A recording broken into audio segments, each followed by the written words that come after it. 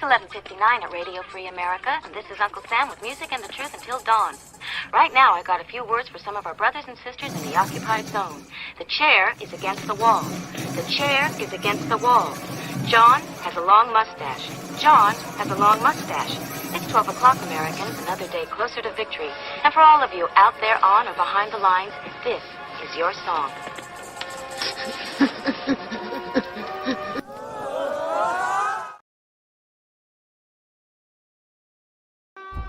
This is Earl Benson, reporting from downtown Topeka, where Gizzard Gary is rampaging through the city. Authorities have asked the public to stay indoors. They believe he will tire soon and need a nap. Gizzard Gary can normally be seen on Foul Territory, Friday nights at 7 p.m. Central. Wednesday, 8 p.m. for the channel members chat. Stay safe and give him the bird. Earl Benson signing off.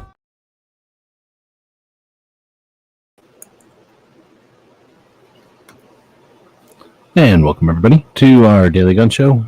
And on Fridays we wrap up the week with a look at what's been going on. Puppy co-host is over this. There's a lot of fireworks going on tonight. Mello's freaking out, and Puppy co-host doesn't know what to make of it. I don't know why there's so many fireworks going off tonight, but there's a lot of big fireworks going off. Or Tucson's under attack. If somebody knows that Tucson's under attack, let me know, because there's seriously big fireworks going off. Maybe something's happening over at the Met base. Something's happening. But we're going to dig into this week. Puppy's going to go down into the corner, down over here. Like every week, Super Chats feed this dog food. So Super Chat and you'll get food into this dog's mouth.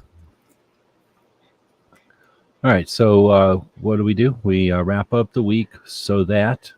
couple of reasons. We archive this information that we're about to look at so that we say it live so that people can participate in it and add to the whole thing, so that the live thing can be used as a podcast, so that the transcription of our live thing gets written down as verbiage and like more descriptors of what we're about to see as bullet points here. And then we distribute this or archive it in multiple places, including our Patreon blog, which is where our Patreons, as it says down here at the bottom, the people who support our projects financially, allow us to do what we do, keep our servers running and pay for the software that it keeps to keep everything going. We keep them informed first. Then we have a newsletter. We also have a Substack, and that's what we're looking at right now. Anybody can subscribe to that. We have the Instagrams, and we have a podcast, which I briefly mentioned there, which if you're listening to this as a podcast, welcome. If you're listening to this, why are there so many fireworks going off tonight? First off, Mello is freaked out. She doesn't like it. And they're rattling the house. What is going on? What is today? Is this some holiday I'm not aware of? There's a lot of fireworks going off. So we thank everybody who's listening to us as a podcast listener of the future, and thank you for the likes and the feedback that you're giving us over there. If you're listening this evening on the X, which it looks like 5 people are at the moment, you can leave comments and they show up on screen, just like Woods and DJ and Gunswater. Welcome. All right, so let's dig in. We're going to be looking at the news of the week. There's a bunch of news this week, of course. We'll talk about the stuff that people have created that is focused on what our Second Amendment protects, the important stuff. Then we'll talk about the general gun stuff, which is, stuff that's kind of keeping everybody current and aware of what's going on out there. Now we're going to dig into, or after that, I guess, we'll dig into some radio shows that we listen to on the regular. We also listen to some military interview shows. We'll take a look at the calendar if there's time permitting, and then we'll wrap it up with, wow, that is a lot of fireworks. What the hell is going on? We'll wrap it up with what we've been doing this evening.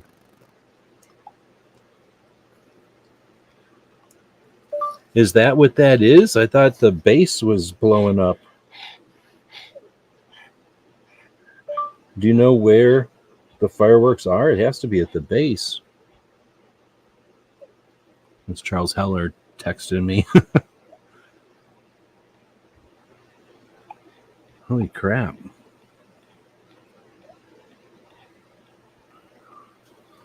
Charles Heller lives like 3 blocks from me. He says it's a show. Wow. Holy moly.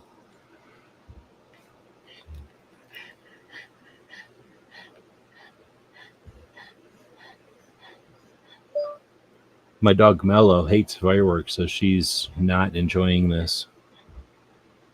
Yeah, it's cool. It's happening. I should go outside and look at it real quick. Yeah, I'm going to go outside and look at it real quick. Y'all are going to get a commercial, and I'm going to go climb on my roof real quick because he says it's happening right here on this part of the base. So I'll be right back. But everybody's going to get to watch, 50 seconds worth of something. How about this? Captain, a vessel approaching. On screen.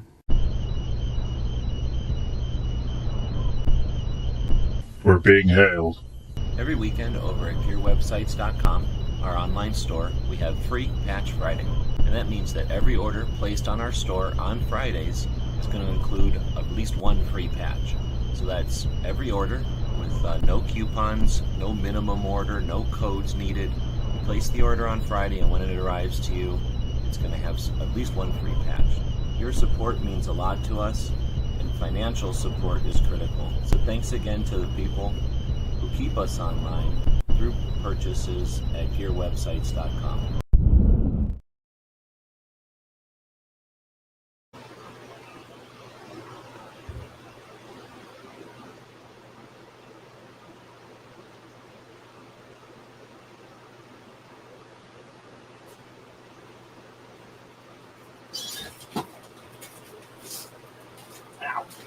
Come here.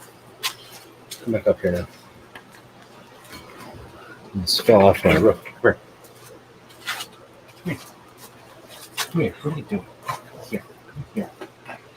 We gotta teach this dog to do one of them things where he jumps up.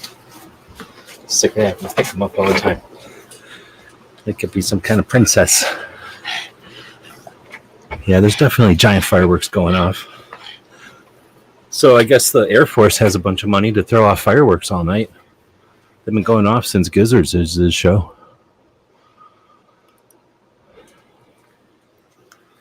What did Charles say?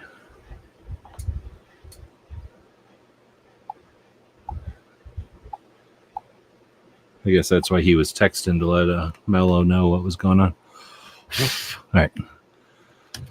So we had a little interruption. Your fancy scripted shows don't have interruptions. They just are all fancy and everything's scripted, and producers make sure that there's no errors and whatever. We get stopped by essentially what could have been an attack. Anyway, so then we'll wrap it up with the stuff that we did this week. But let's dig into it. Puppy, don't be gross when we're on the live thing.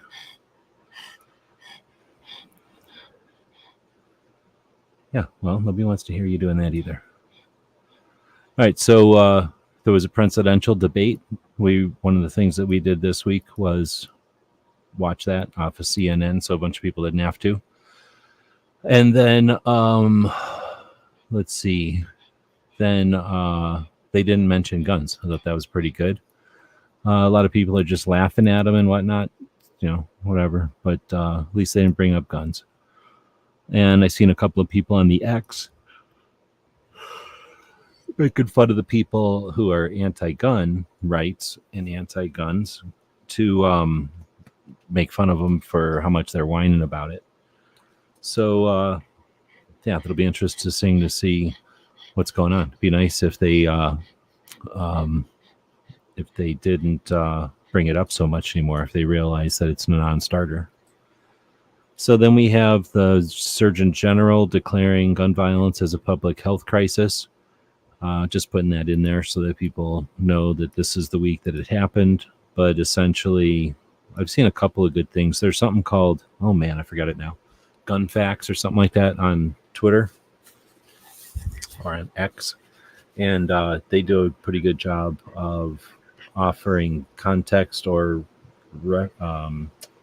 they research the issues when stuff like this comes up.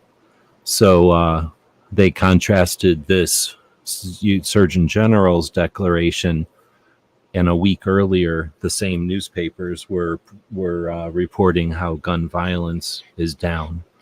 What if you want to consider gun violence? Violence with a gun being down. So that after all-time highs, it's been down. But then at the same time, weeks later, in time for presidential stuff, you got the Surgeon General being used for political stuff, political issues. All right, I'm putting the dog down. He's being bad. You're going down now.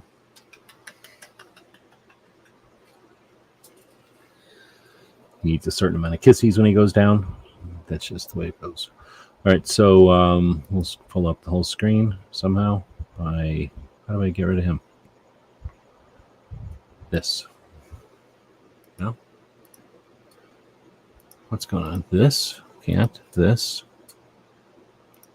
Full screen. Interesting. So my mouse ain't working? What's going on? I guess I'm restarting. Oh, you know what it is? I'm clicking the wrong thing. No?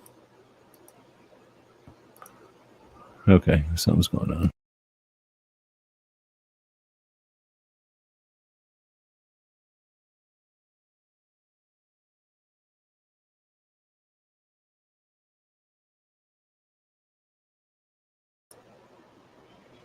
All right, try this again. My computer wasn't working, so now it might work. And it looks like I can do this and actually get it on full screen. Okay. Gun epidemic. I think the Surgeon General Woods is saying the sky's falling gun epidemic. I think the Surgeon General is involved because the three issues that guns can be: medical, societal, or civil, or legal, or whatever you want to say. Like, they can either be a legal thing, they can be a societal thing, or they can be a medical thing. They own medical. Like, medical is bought and paid for by whoever pays them. So they can use medical, and it gives it a validity because they're doctors or whatever. And in this case, a doctor that's appointed. So I think they're doctors. I'm assuming they're doctors, but you know what I mean. They choose medical because it's something that doesn't focus on policy that creates the issue, and half the time the police only partially work with them, and in this case, it's really difficult. I think at the end of Gizzard's show, they were talking about it.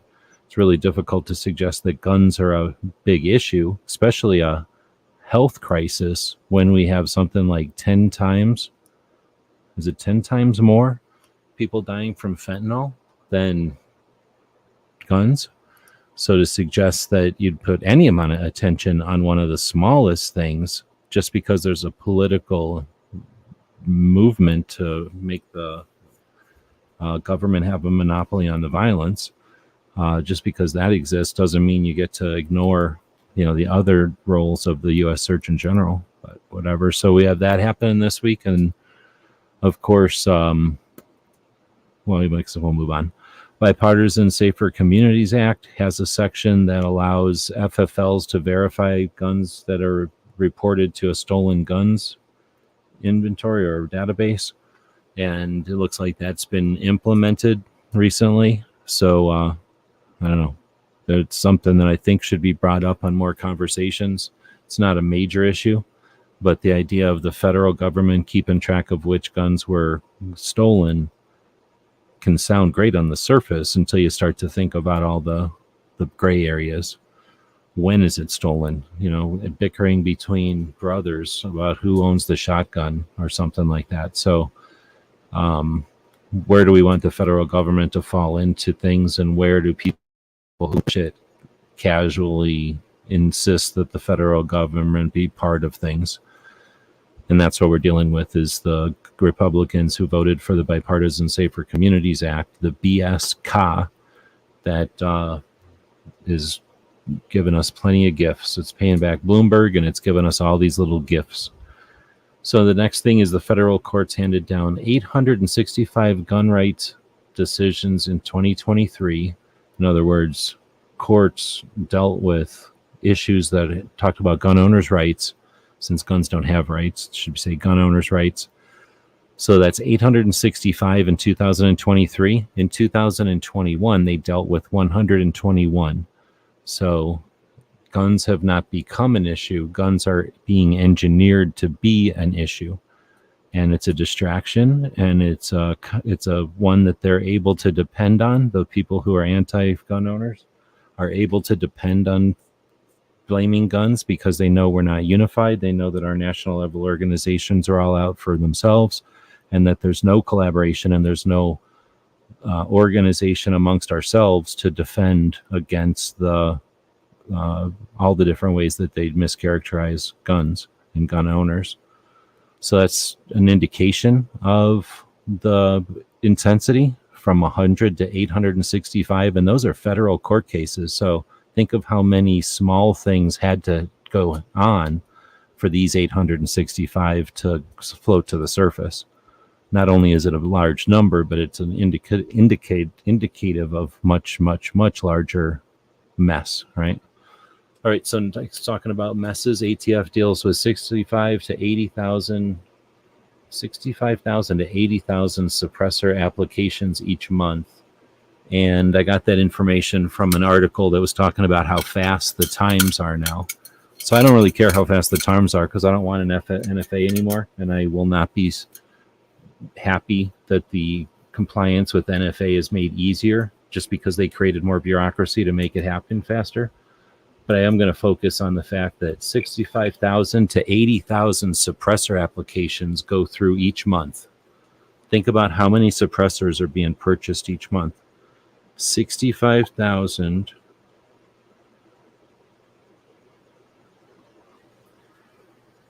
Oh, is Charles listening right now?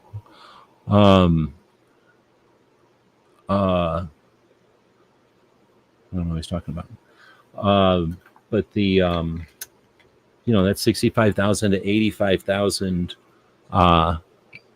suppressor applications going through each month. That's another big reason. That's something that could be mobilized. I'd like to see ASA do something more about that.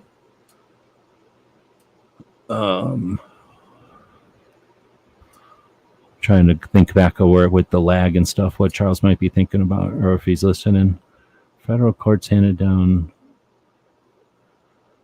I don't know. I talked a bunch of shit right now, so I'm not sure exactly what he's talking about because of the lag.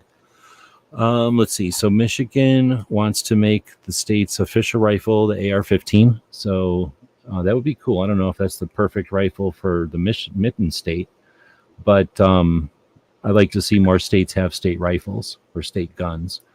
The last one was Texas a couple of years ago, and I think it was number 10. So it'd be nice to see, each state with a state gun that meant something to the state.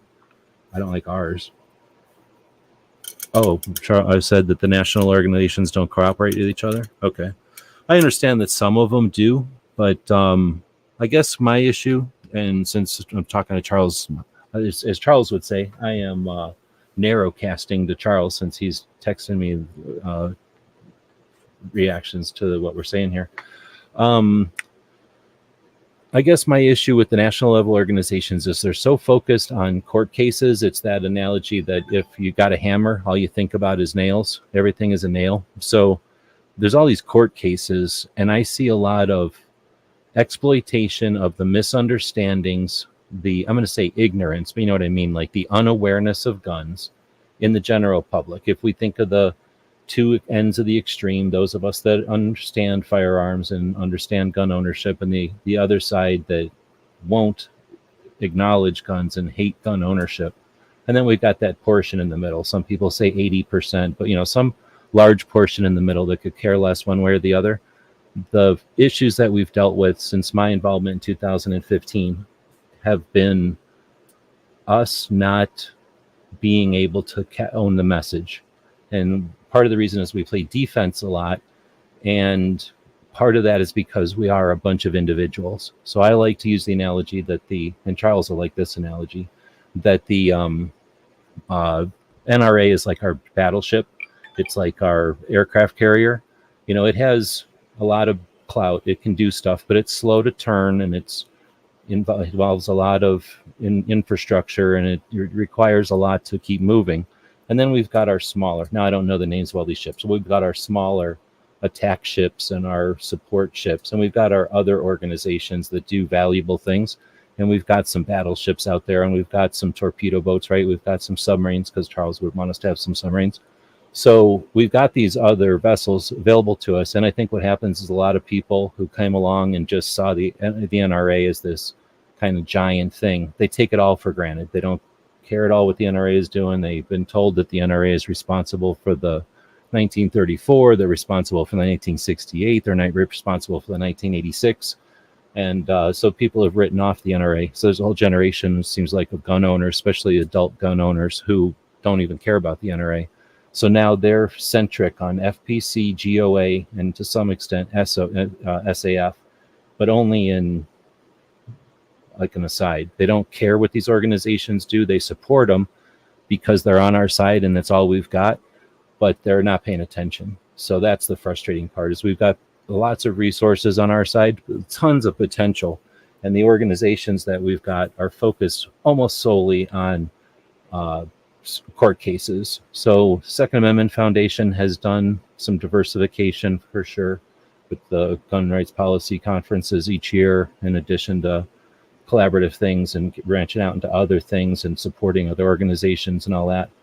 GOA has definitely reached out to do other things. I'm not as satisfied with their attempts, because they put out a lot of tentacles, and sometimes they're interesting and they've got validity, but then they just wither and die on the vine. So it's very difficult to support anything GOA does, because they support so many things and just let them go. And then we've got FPC, and they only do lawsuits. They don't even try to do anything else, but they like to be so in your face. Since SAF, well, I guess since JPFO dropped off from being the in your face, FPC has become in your face. But instead of being centric to the JPFO's messaging, let's not forget the past and let's remember that. Of course, FPC is just trying to be in your face and trying to get their name out there with stuff. So anyway, we've got these organizations that, sure, they work together and they create court cases, but what we don't do is empower activists. We don't empower people to go to gun shows. We don't empower people to go to other events. We don't empower authors. We don't empower social media people who have all kinds of different tactics and skill sets out there. We occasionally they use them, but only to further whatever specific goals the organizations have.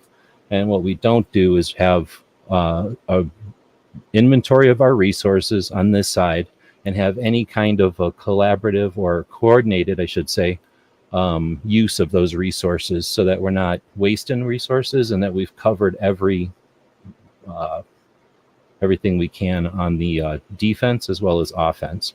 And right now we've got a couple of walls, and we got a lot of people supporting those walls, but because we only have a couple of walls, there's huge gaps, and the antis can just set up camp and exploit those gaps. And it's more than frustrating. It'll be 10 years now that I've been watching this, so I'm no longer satisfied that the organizations are attempting to change this. They're either ignorant to it or satisfied with the status quo. So that's where I say they don't work together. So when I'm talking about that specifically, it's the fact that the Bipartisan Safer Communities Act even happened. It is an affront. It is ridiculous that in 2022 they were able to push through, under Biden, a bipartisan gun control that essentially paid back Bloomberg, which is what I see it as a way to play back Bloomberg, make the states dance, and then the states that dance fastest for them, they get to pay back Bloomberg. And then this kind of bullshit, this list of stolen guns. If that wanted to be voluntary through the gun shops or through NSSF, I might support it, but through ATF, nah, no thank you. So that was a long-winded, specific, kind of narrow cast to Charles, but I'm not sure. He says some state needs to adopt the Tommy gun. What state should adopt the Thompson submachine gun? I mean, I know what state Thompson lived in, and that should be the state, but they might already have a gun. I have to think about it. Charles says court cases are the basis for the expansion of freedom right now. I don't disagree, but I say we can do more. And I think that for one, let's put the liberal gun owners to task. This has been one of my most recent frustrations is we have quite a few people on the liberal gun owner side, and I don't mean specifically that organization that uses that name, but just any in general liberal gun owner. They should be tasked with changing the minds of their own sides, and they're not doing that. So I'd like to see more coordinated stuff, but that's one thing. So political tactics that involve changing the minds of Democrats. And then I want to see the same thing with independents, with Green, and with libertarians. They all talk like, oh, we're better than everybody else, but let's see them do some work on changing the policy of their parties, and that doesn't happen. And then we've got like California, 7 million gun owners in California last time I looked. And then we have national level organizations. Why don't we have sister states? Why don't the states pair up and have that coordinated somehow so that states can help each other? They don't have to necessarily be bordered, like where we share rivers and stuff, but just states that can kind of lend support to each other. We have these states that are quote unquote free states. People sit around thinking they're better than everybody. And then we got the states that are quote unquote behind enemy lines. They shouldn't feel like they're alone. They should feel like they've got support. And why aren't the national level organizations working towards that? So I'm talking about big picture stuff that's more than just what they have done. And I'm not saying that they should be doing this. I'm just saying that it'd be better if we had national level organizations taking care of some of these things. And well, when we know that we have national level organizations that bring in like $24 million a month, I'm just saying we have the resources available to do this stuff. And I'm no longer accepting the fact that, oh yeah, nobody thought to do it yet. Nobody decided to do it yet. I can't be the first one to think that we have a lot of resources going to waste. But gun agnostics, Wood says. State level orgs do cooperate. That's what GRPC is for. I wish I could agree with you, dude. Like, seriously. And if you want to have a chat sometime about it, I was as encouraged about GRPC as anybody, but unfortunately I'm not as encouraged about it anymore. But I'm not going to not support it, but I don't believe that it's doing that. They introduce each other each year. They do that for sure. But they're split. They should have changed up GRPC in 2018 like they thought about doing, or at least they suggested they were thinking about doing, and have one for activists and one for presentation to the world, because they attempt to do both and they fail at both. But I'm going to keep going. And I would say you could say I'm wrong, except that since 2015, I've been intimately involved. I've gone to everyone I could, and nothing has changed. We haven't seen a change in the national level organizations. In fact, I've seen national level organizations attend GRPC and never go back again. And because GRPC doesn't even fathom that that's a concept, that's happening, shows that they're not aware. So we know why it's happening, because we've seen it happen in other things, but that phenomenon is happening in the community, in that community, and it's frustrating. But I don't blame anybody. That's just the way that it happens when, what does it say? Things move on. Different people take the leads of different organizations and stuff. So I kind of went off on some tangents, but anyway, so let's keep moving. Department of the Interior announced $87 million in funding for the Migratory Bird Conservation Commission. It sounds like a lot of money to the government, but they just make money. So 87 million. I'd like to see, again, national level organizations besides NSSF, because they have a lot tasked to them. And I suspect some of the hunting organizations might try this, but they're not funded enough to do this. But I'd like to see somebody paying attention to that $87 million worth of bureaucracy, because somebody's getting rich off of this. And I doubt it's a bird. But all right, I'm going to keep going. So that was our news of the week. Most of this, in fact, pretty much all of this comes from the NSSF government relations newsletter that comes out on Fridays. So they do a pretty good job. That newsletter was probably 3 pages printed. I boiled it down to here for the bullet points. So if you're interested in getting essentially the links to all the articles that they point to, you could just subscribe to it. It's free. The NSSF actually has like a dozen different newsletters you can sign up for industry and our community, mostly for the industry. All right, so now we'll get into the 2A talk. Most important thing that happens every week is Brooke Cheney doing her Suicide Prevention Saturday. an attempt since 2018 every single Saturday to normalize the discussion on mental health and suicide prevention, giving us the tools to speak comfortably about these issues, in spite of the fact that no matter what the platform, they won't differentiate between the positive and negative discussions on suicide. So she's constantly fighting the battle to be on the platforms. They insist that anytime you mention suicide, it's got to be negative. So bravo to her. Walk the Talk America is another organization that's in that realm. The intersection of guns and mental health. They do a podcast that gets recorded almost every week, and then it gets edited and posted just like our show, except I don't edit anything. So it gets recorded live like this, and then at some point it gets all fancied up and then posted as a podcast. So I like to listen to the live side because I'm raw. This one was them talking about the Stop Stigma Together National Summit that was hosted in Colorado recently. So pretty interesting discussion. Mike from Walk Talk America went up there and represented, the gun community, I guess, with this group of mental health people in the medical field who are attempting to stop the stigma on mental health awareness or mental health discussions. So interesting conversation this morning. It's about 90 minutes. I listened to about an hour of it, and then I had to start another meeting. So I kind of half listened to the last half of it. I'm going to be working more with Walk the Talk America going forward. It looks like they've asked me to help out with a form or something that they're working on. So instead of me trying to do it myself, I thought I would ask DJ and a couple others to join in, and we'll take like a red marker to it and give them our thoughts. But essentially it's a checklist that they want to use. I'm not 100% sure of the application, but it's a checklist that they would give gun owners to kind of create awareness of the issues or whatever. So anyway, and then they've invited me to be on their podcast, and I have an idea of what I'd like to chat about. I need to get about a week's worth of work before I go do that. So I'll see what kind of time frame they've got.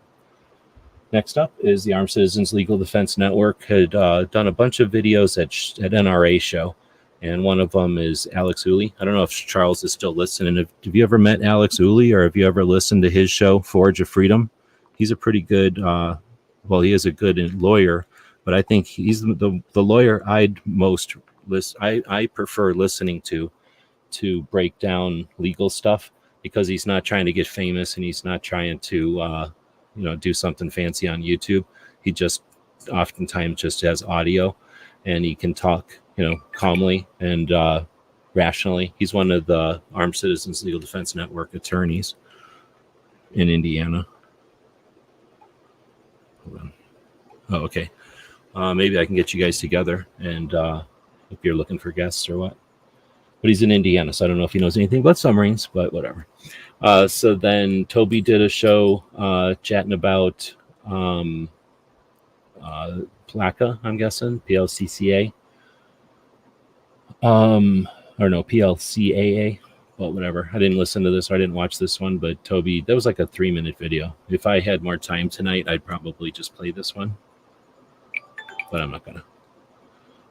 Then we got Michael Cargill. If Charles ever wants to have Michael Cargill on, I've been listening to Come and Talk It since like 2016 or maybe 17 or something like that. Whenever Yoder, Texas would post the link on Sundays, he was on.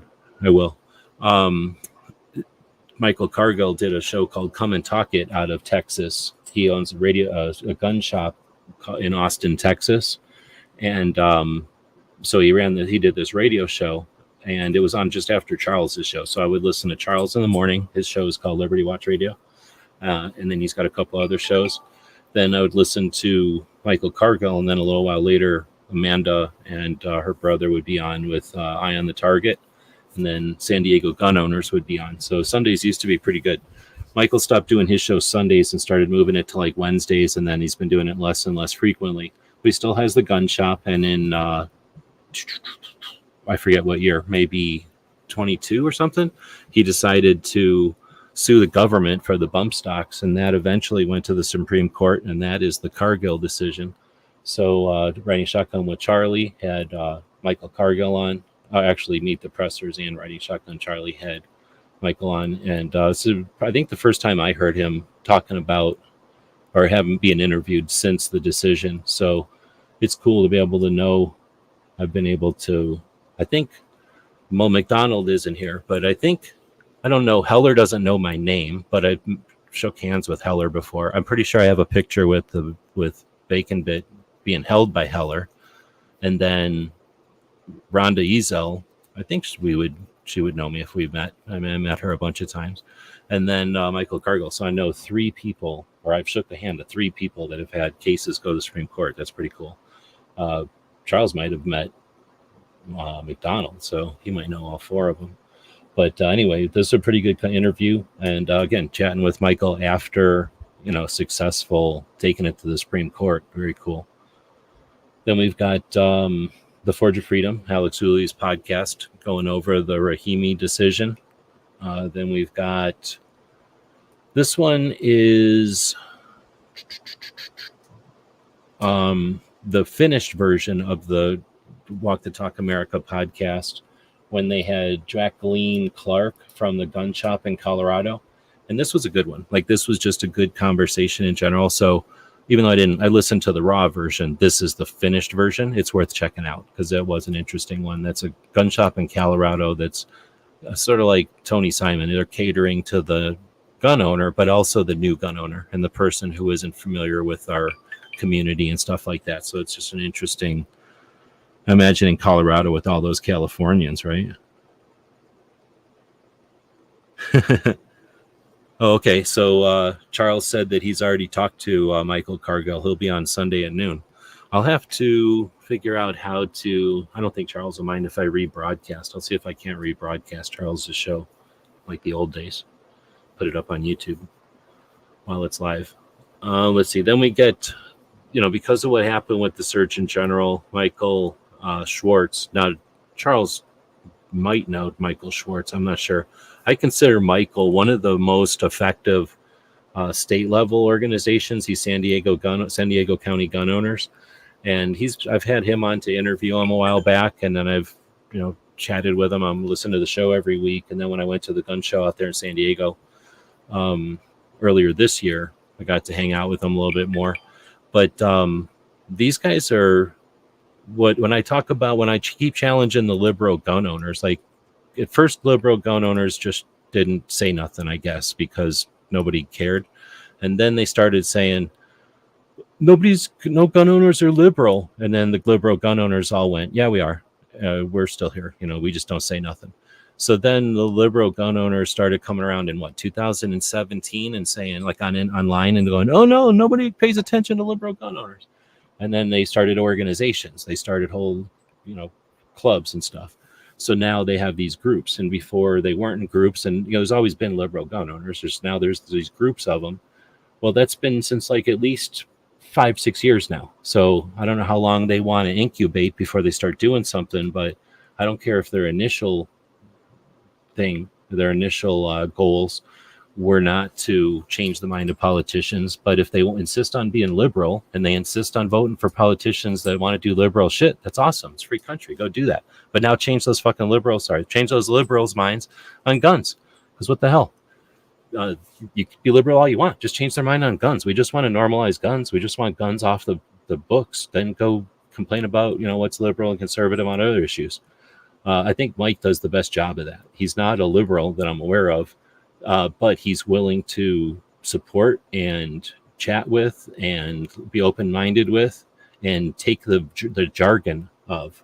And that's one of the things I definitely admire from the Gun Rights Policy Conference. These are those first ones I went to, and probably to some extent the current ones. But the ability to see and interact with different people in the community, not just the gun community, but in just other communities. And anyway, the San Diego Gun Owners does a good job of getting a lot of liberals and liberal adjacent folks together. There's probably some conservatives in there, but they're very liberal conservatives, right? They're very center conservatives, I'm sure, if they are willing to live in California. But they're able to make headway in a place where you wouldn't think they'd be able to. and they brought gun shows back to San Diego.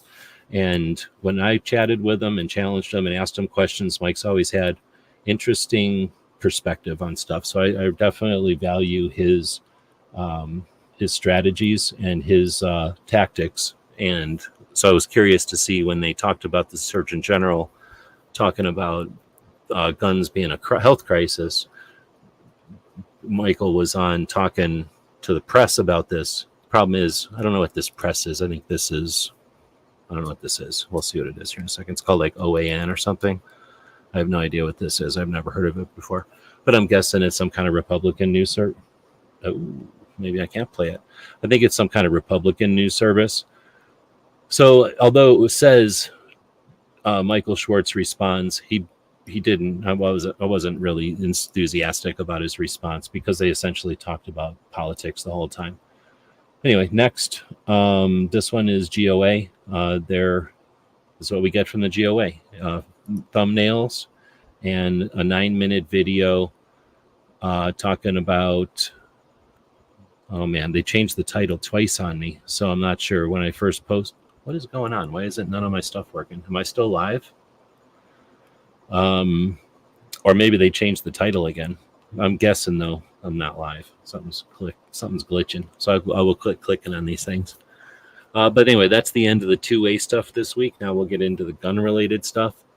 I always put She Fires first, doing her live chat on Sundays, keeping people together and chatting about the basics, essentially. She's been going through and talking about different kind of training and different type of gun handling and different type of things that you're going to experiences as a new gun owner, an adult new gun owner.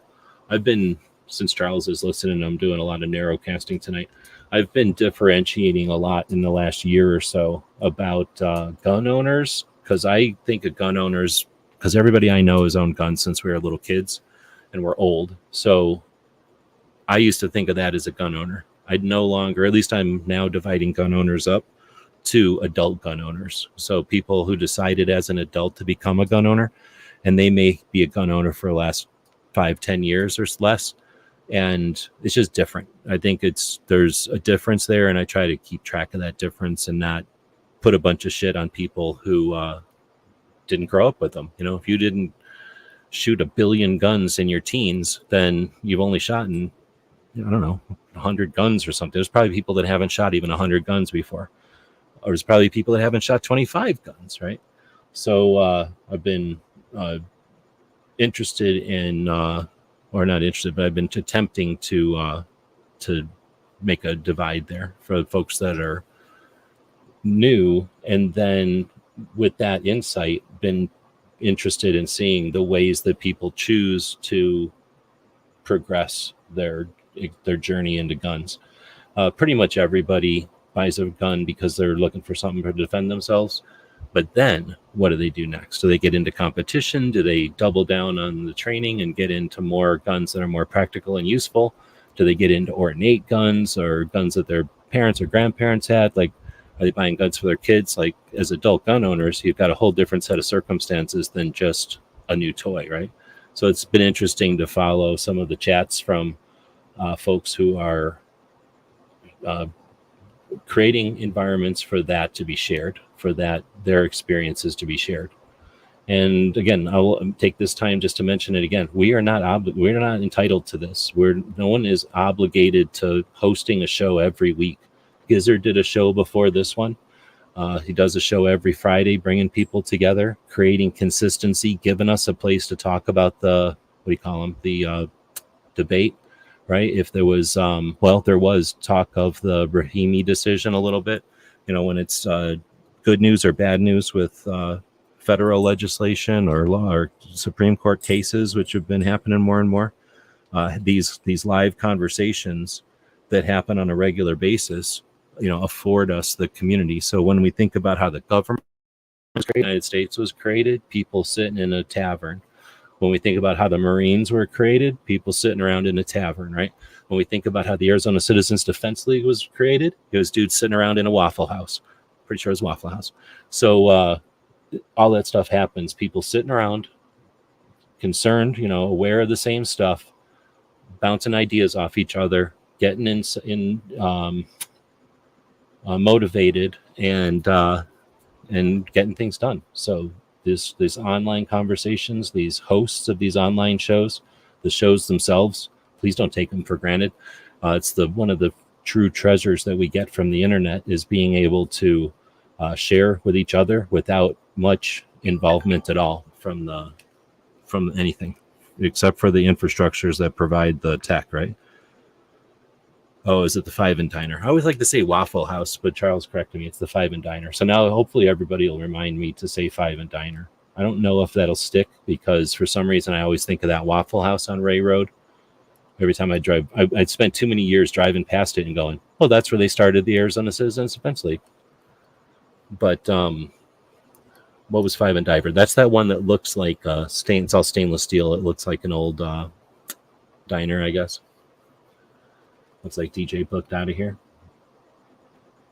All right, so I don't know if anybody's even listening anymore, but then we got the Liberal Gun Club had Professor Yamane on. I don't know if Charles has ever interviewed Professor Yamane, but he's a professor at Wake Forest University, and he wrote this book that just is published this month called Gun Curious. He teaches a course on firearms at Wake Forest and takes the students out to shoot. And then after a number of 10 or 14 years of doing this, he decided to write a book, and he had to shop it around a little bit. And so he was on with the San Diego, or with this Liberal Gun Owners, which is Laura Smith. And somewhere in here, I wish I would have, maybe I'll try to take a clip. I have listened to about half of this, but somewhere in here, what the heck is going on? Somewhere in here, though, about 15 minutes into the hour or something, she actually asked him the question that I've been asking liberals for a while now. Because again, hey, anybody can come onto the scene, but don't bitch about the scene if you're not going to roll up your sleeves and do something about it. And it's been 5 or 6 years for the liberals to come in and make a spot for themselves and say, you know what, we're liberals and we're not going to act like we're not liberals. It's like, right on, do it. Let's do it. And then it's like, you can't just sit there and say, well, we're liberals and that's it. Well, so, okay, you're liberals, now change things, do something, exercise some of that power. So Laura asked Professor Yamane, as liberals, what can we do? And I won't spoil it, but it was worth listening to that. And like I say, I've only listened to half of it, so maybe the rest of it is even better. Tony and the rest of his crew does the Guns and Gear Review podcast on Tuesdays. I try to watch it. It happens the same time as Ghost, and that's where I keep up with what guns are coming out and what. I don't really pay attention to that stuff. I let other people do it, and then I just watch them talk about it. Then we have the Guns for Everyone up in Colorado. 10% of all CCWs in Colorado have gone through Guns for Everyone, and those were free CCW classes. And they've been doing their podcast intermittently for the last couple of weeks. So this week they had Brian DeBausch on, an attorney in Colorado. And it was a pretty good conversation. I think I listened to the end of this one. I think I got in there about halfway and heard the end of it. It was pretty good. There's Woods and Foss going out to the range on Foss's Take a Friend to the Range series. I don't know if Woods is still out there. Then, of course, Foss hosts the Mouse Parties on Wednesday, a non-scripted, no-topic conversation. Again, thanks to the people that keep our communities together, especially those people that keep us together in the middle of the night. People that are up overnight, getting everything done, fixing the planet, cleaning everything up, everything that everybody else takes for granted. That's why I do my shows at midnight. We'll keep going, but thanks to Foss for hosting an overnight show. Chris from the 740 posted a video about all the different things you can do with the Glock platform. And yeah, I figure I'd post that. This is part 5 of a series. There's definitely a lot of things you could do with a Glock, for sure, especially in 2024. So this is Dragon Man's. This is the Dragon Man era. We had the era of J.M. Davis in Oklahoma. And if you would have been driving down Route 66, you would have been able to experience the largest private firearms collection, and you would have been able to stay in his hotel. Well, in 2024, you're making the decision to not go to Dragon Man's. So Dragon Man's has the largest collection of firearms in the world that's available to everybody. Just go hang out. And he brings hundreds of people through his collection. Of course, it's not going to let me show any videos tonight. But again, everyone who's watched this show knows that Dragon Man's exists. He's in Colorado Springs. Fly into Denver, do yourself a favor, fly into Albuquerque and rent a vehicle, drive up past Red Dawn and drive up past the Wittenberg Center, and then drive up to Dragon Man's, and then maybe drive up to Denver and fly out of Denver. But experience Dragon Man's. You're gonna at one time you're gonna have to go, dang it, we didn't go to Dragon Man's. Now, I hope Dragon Man's will be there forever, but we're living in the Dragon Man's era. You got until the end of the summer, and then he closes for the winter. So go check that out. Riding Shotgun with Charlie had Joe on from Akel's Defense. I don't remember how many people even remember this show. This show was like a big deal for a minute there. Whittingham, yep. This show was a big deal for a minute there, the Red Jacket, and I wonder how many people even know what I'm talking about. So I didn't listen to this one, so I don't know if that's what they talk about or if they just talk about his gun business now. Next up is the Blue and Green podcast. This is a guy who is he used to be an Arizona State Trooper, but then he's not in the law enforcement anymore. And now he's like the board for NORML, the National Organization of Marijuana Laws. So he's got a podcast where he brings on law enforcement people and talks to them about marijuana issues. And because he's in, what's it called? Santan area, Santan Valley. He lives up there. He has had on all kinds of interesting law enforcement people. And they do talk about marijuana a little bit, but they also just talk about the job of doing policing in 2023, 2024. Really long, really interesting interviews. Now, he's also been going up to Rhino Farms, which is this garden that is up in Santan. And it's like 3-acre garden that does a bunch of stuff with critters and with mushrooms and with vegetables. And they've been doing this series, 20-minute series on the different, like how to grow chickens or how to grow ducks. In this case, how to grow turkeys. So I'm not sure what the next one will be, but I can't wait. Really enjoy Rhino Farms. It's a cool place. And as soon as it's cool enough, I'll start driving up there again. Then we've got New York Outcast, who is not in here tonight, but he posted a video of him walking someplace in New York, the Glen Canyon State Park.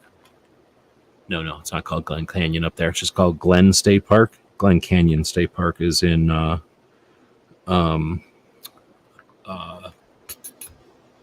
Arizona.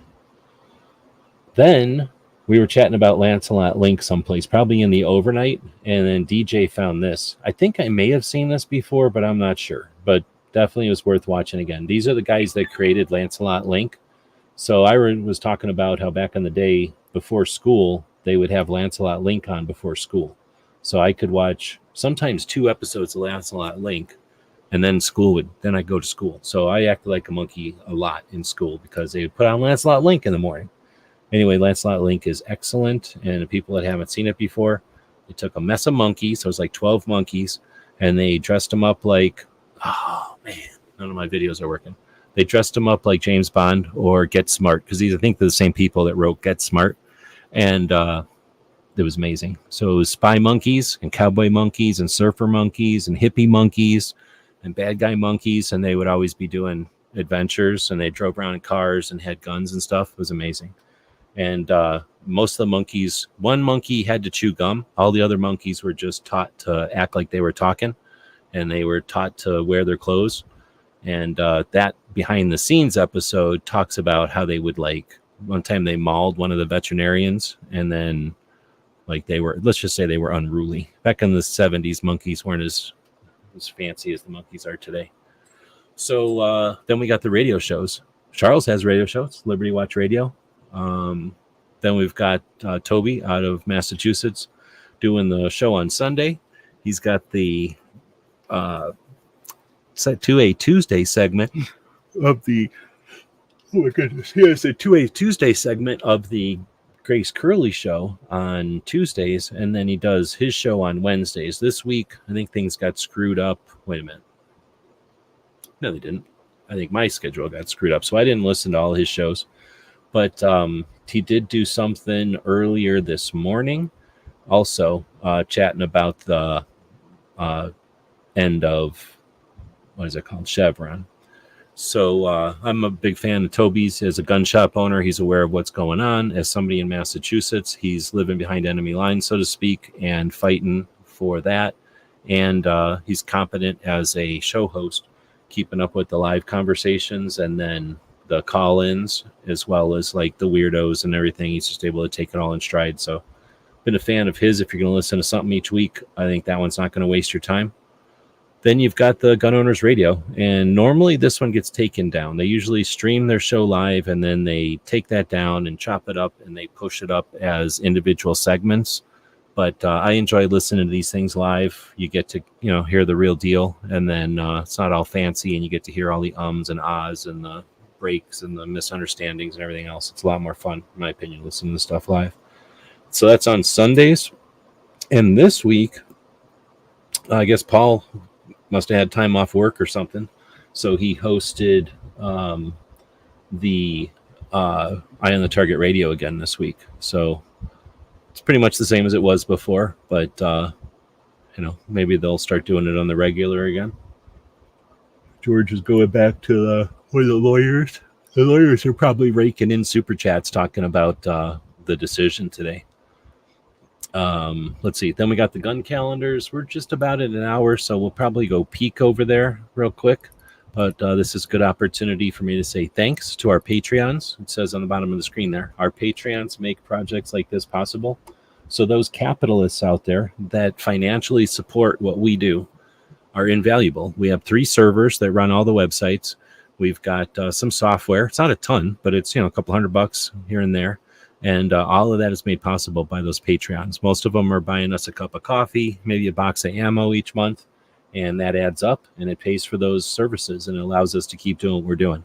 So thanks to them. That's why there's no ads over here. You don't see anything like an ad. The closest thing would be our link to our own sites, Second Amendment Foundation, AZCDL, JPFO, and GOA. And those aren't paid links or anything. Those are just links.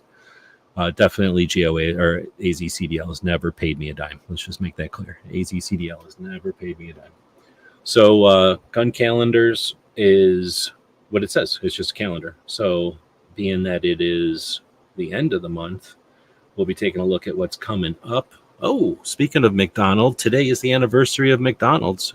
McDonald in Chicago. So we've had 2 individuals sue the city of Chicago and take it to the Supreme Court 3 times. McDonald was the first one in 2010, which focused the Heller decision of 2008.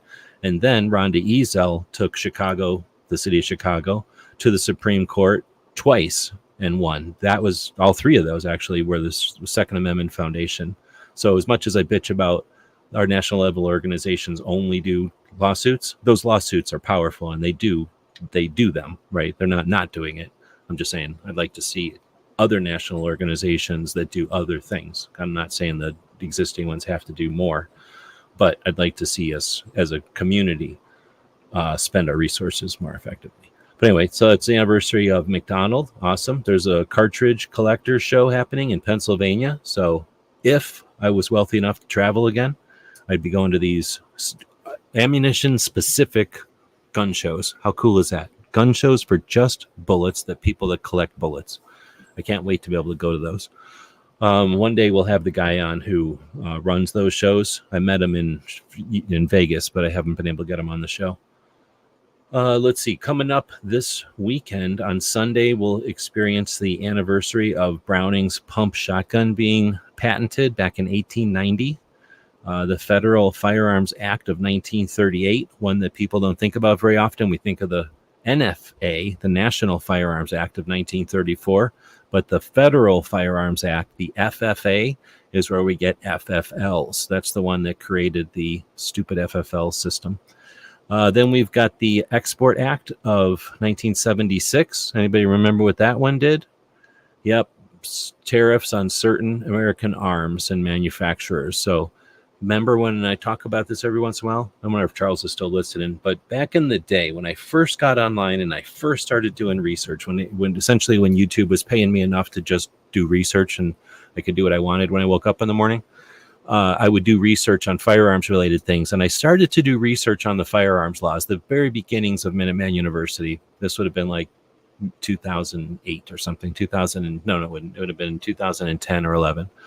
And I started to research the why these bans happened, and there was a lot of they were alluding to who owned the semi-automatic rifle import companies, and it was politicians that owned them. And I'm not going to get into it here because I don't want to get this shut down or just go off on too many tangents, but I would certainly like to see, instead of people researching dumbass World War I weapons and World War II weapons and becoming millionaires researching dumb guns that have already been researched a million times, let's research something that can actually be of interest and something that was actually difficult to find online, and maybe would result in some dirty hands with some politicians who started all this shit.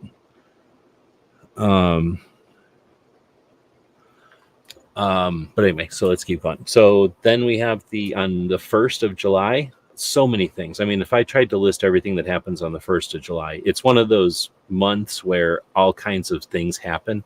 So you're going to see like the beginning of all kinds of laws happen on July 1st. There's a few other months where that happens, but July it's a massive amount of things.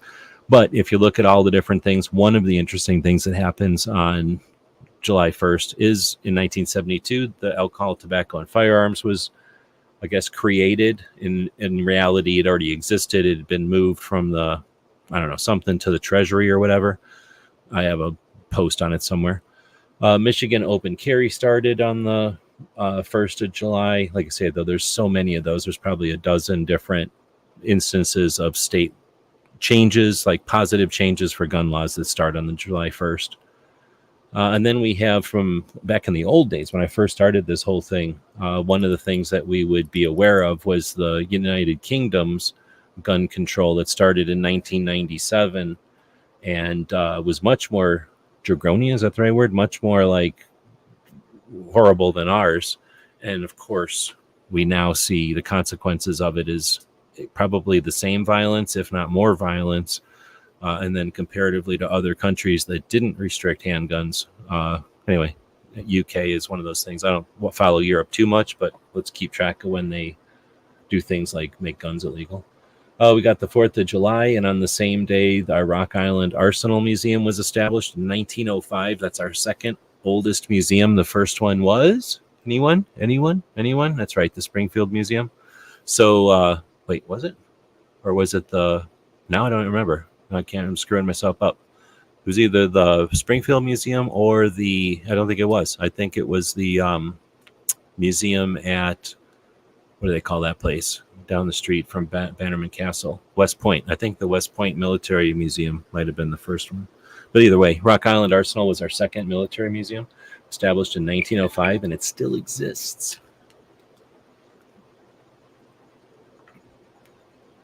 Draconian UK gun control started in 1921 in the modern era. Oh, interesting. So then, because I post this, it probably won't get posted until July, whatever the next week is there. We'll say that Ruger looks like he was born on June 21st, but then passed away on July 6th of 2002. Back when we started this whole thing, Ruger was a much bigger topic of conversation. Today, I don't think people even bother with Ruger since it's been so long since he's brought up the 10-round magazine thing.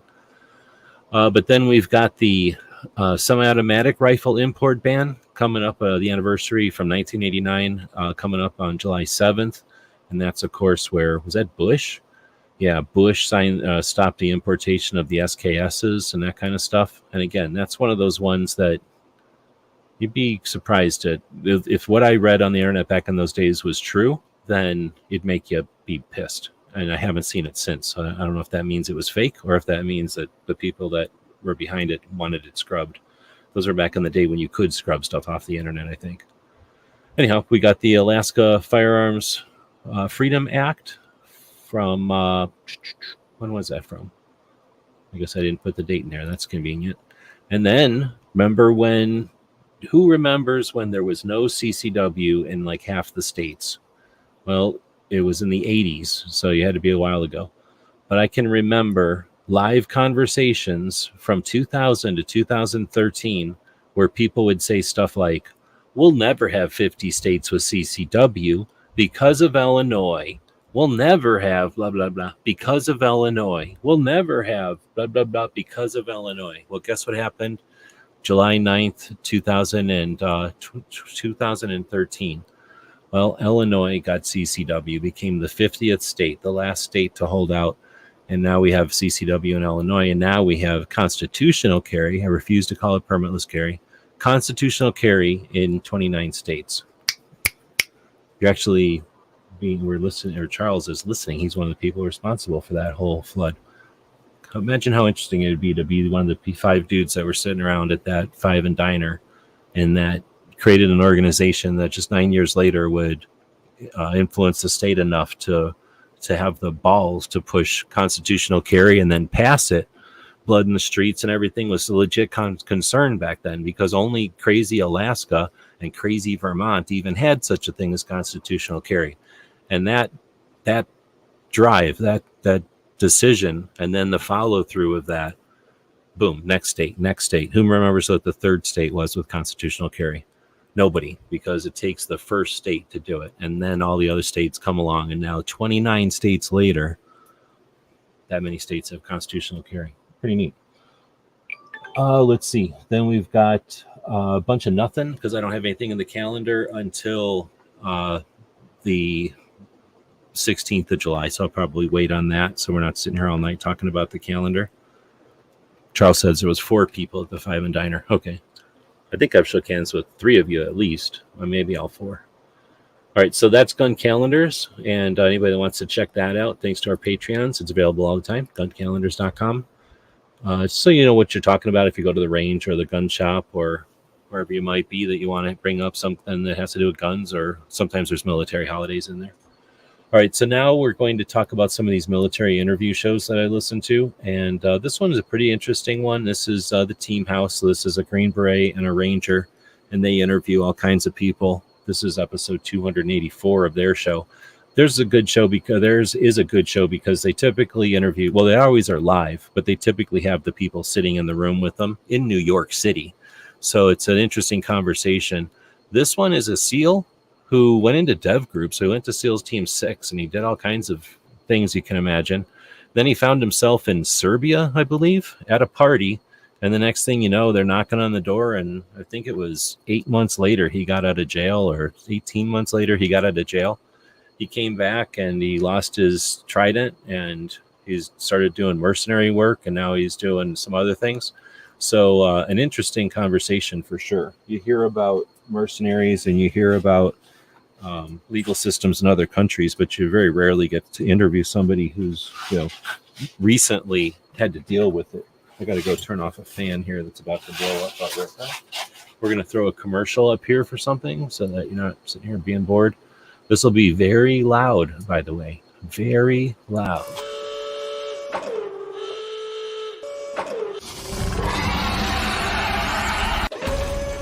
Sorry to bother you, Ripley, but do you happen to know where I might find help designing a logo?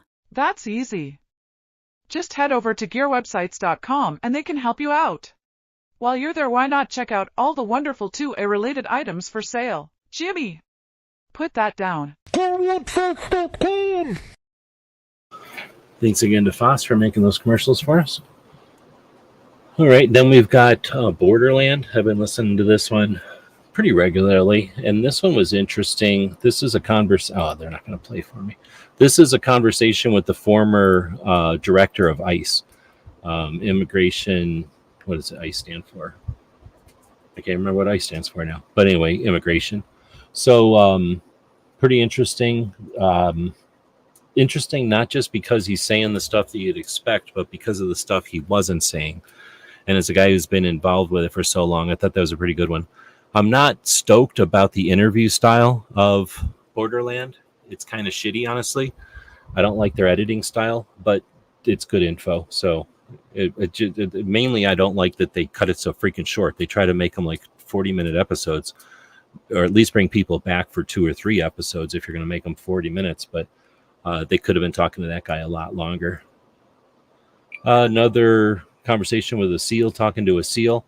I don't know. I don't mind listening to SEALs talk to each other, but they definitely were talking about SEAL stuff in this one. So not only are these guys both SEALs, but they kind of did stuff similar. So they had a lot to talk about. Anyway, this is Mic Drop, and this was a SEAL guy from SEAL Team 5.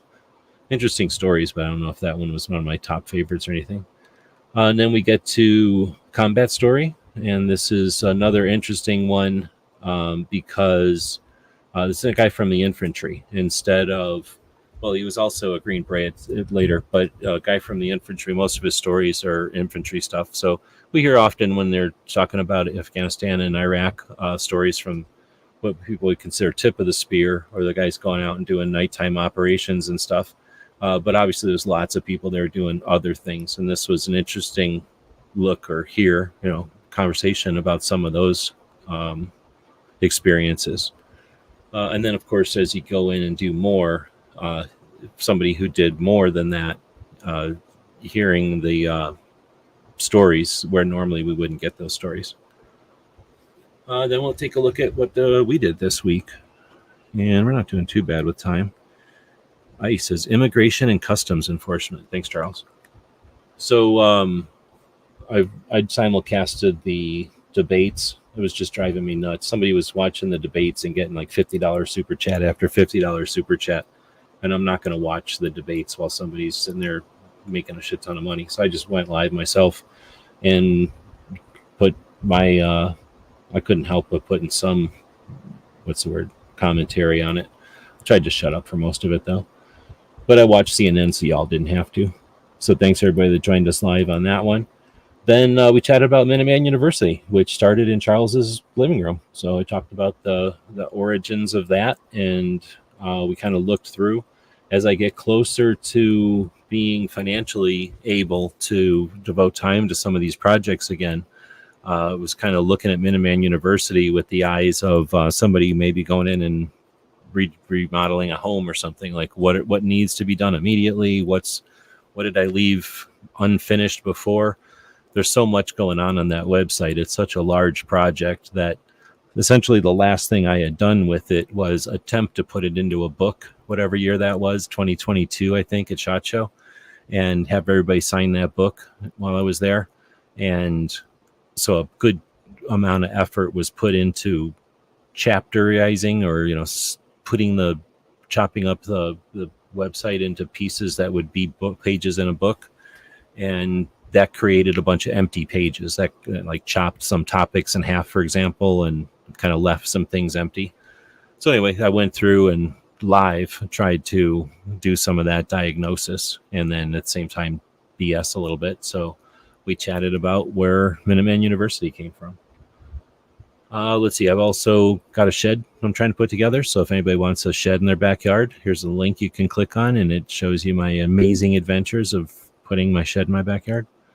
And then one time when we were doing the Daily Gun Show 500 episodes ago, we must have done 9mm in the Bear, which is the sitcom from the 1980s where a little monkey ran around with a 9mm cartridge and they had adventures. And you can't even imagine how many adventures a monkey and a 9mm can have. But that was episode 1203 if you want to go check it out. I guess thinking about Lancelot Link Secret Chimp brought back those memories.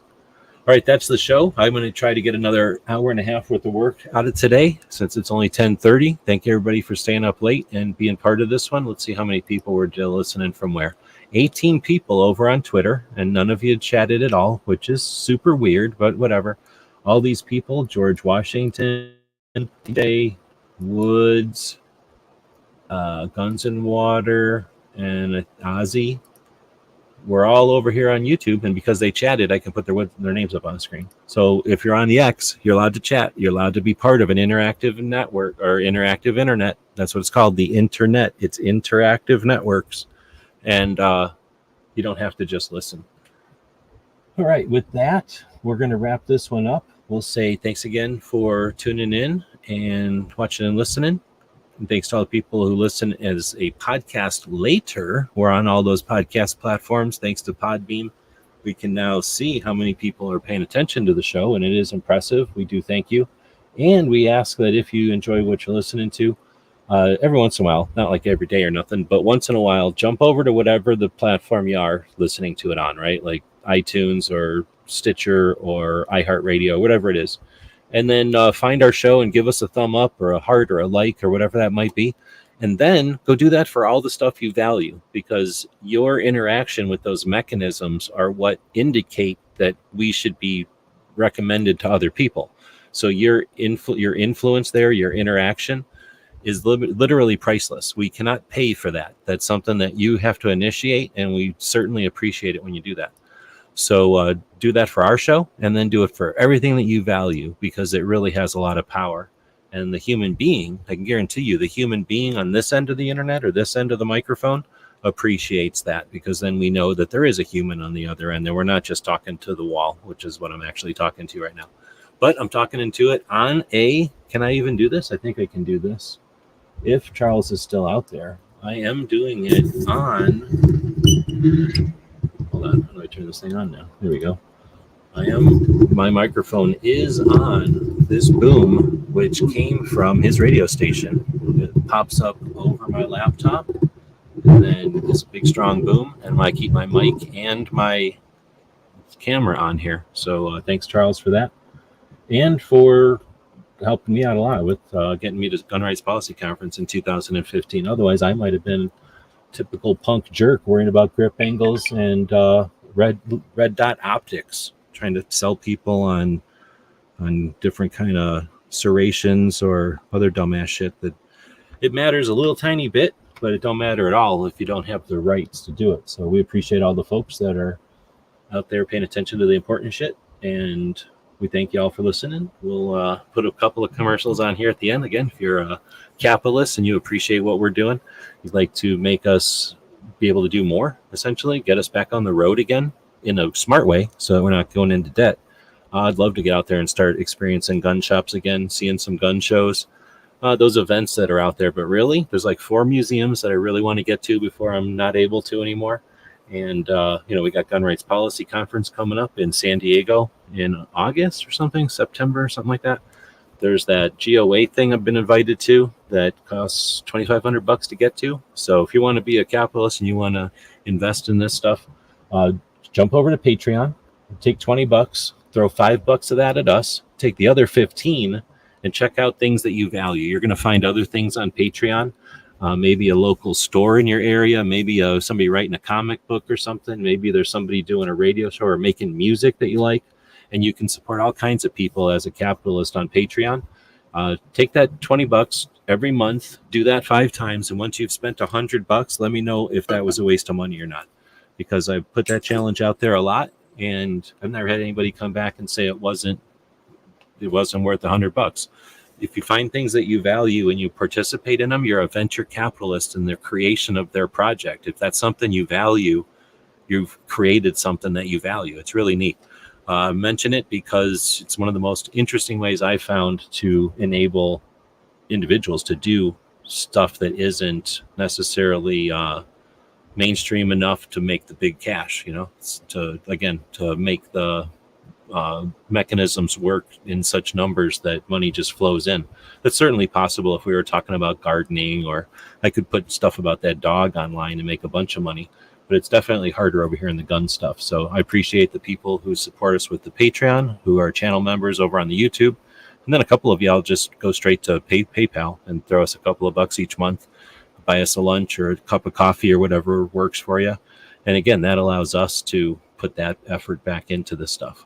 All right, we'll end this there and see you tomorrow. We're going to probably dig into Probably not Minuteman University, but we'll dig into another project tomorrow because Tony's doing something. He's not going to be around for Ask Gun questions. So we'll throw one more commercial up here and see you tomorrow. GearWebsites.com is your source for firearms-based playing cards and books. We also have mugs, shirts, and posters with designs that we've made live. Of course, we have patches. Every Friday is Free Patch Friday. We appreciate your support. Thank you for shopping at GearWebsites.com. A little dude heard the music and he thinks the show is starting, so he jumped back up here. My little co-host is getting ready to go to bed. Actually, he's getting ready to run all around because he doesn't go to bed until he feels like it. But then we'll throw up, I don't know, this one. Captain, a vessel approaching. On screen.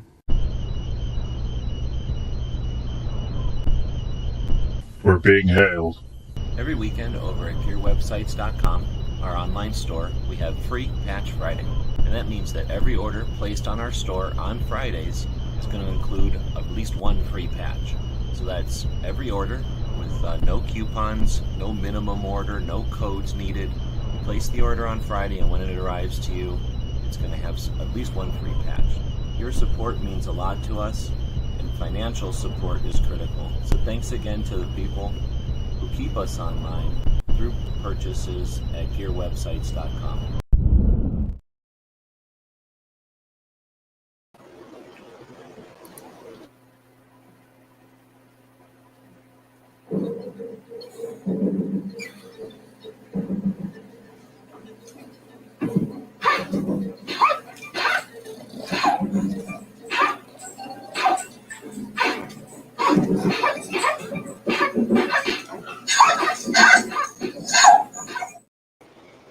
He's looking at himself in the karate video.